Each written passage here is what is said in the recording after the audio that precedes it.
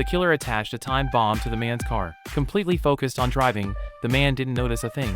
The bomb began its 60-second countdown. Just then, a fly buzzed into the car. Tom waved his hand, trying to shoo it away. No matter how much he swatted, the fly refused to leave. It finally landed right on the steering wheel. Fed up, Tom slammed on the brakes and pulled over. Only a dozen seconds remained before the explosion, but all Tom cared about was killing that damn fly. Luckily, the fly, exhausted, settled on the hood. Tom grabbed his shoe, ready to smash it. With one forceful strike, boom, the car exploded. From a distance, the killer smirked, convinced Tom was dead. But in reality, Tom, standing in front of the car, was unharmed. He just muttered, "Damn, this shoe packs a punch." Blessed by luck, Tom rented another car and continued his journey. But the killer followed him to a gas station. As Tom finished washing his hair and reached for the dryer, the killer soaked a towel in poison, just as he crept closer to attack. A gust of wind blew the towel into his own mouth.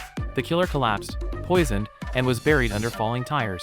Tom, oblivious, drove off. While on the phone with his wife, the killer caught up again. This time, he shot straight through Tom's fuel tank. Gasoline began leaking out. Hanging up, Tom accidentally pulled out the cigarette lighter. He casually tossed it out the window, right onto the spilled fuel. The trail of fire ignited the cars behind him. The killer barely escaped by driving off a cliff and jumping out. Furious, the killer's organization kidnapped Tom. They tied him tightly to a chair, yet Tom just smiled, completely calm. A henchman raised his gun to finish him, but Tom flexed and snapped the ropes. He knocked two men aside, grabbed a flag, and slid down. A soldier, tangled in the rope, was yanked up, kicking two more goons on the way. Another henchman rushed in with a gun. Tom raised his hands in surrender, just as the falling soldier crashed onto the gunman. And just like that, Tom escaped unscathed. At night, Tom quietly led his family to the killer's deal location. A guard, sensing strangers, fired an arrow, but it struck a power pole instead. Their son, fascinated, tried with all his might to pull the arrow out, only to yank the entire pole down. The falling pole knocked out two guards perfectly.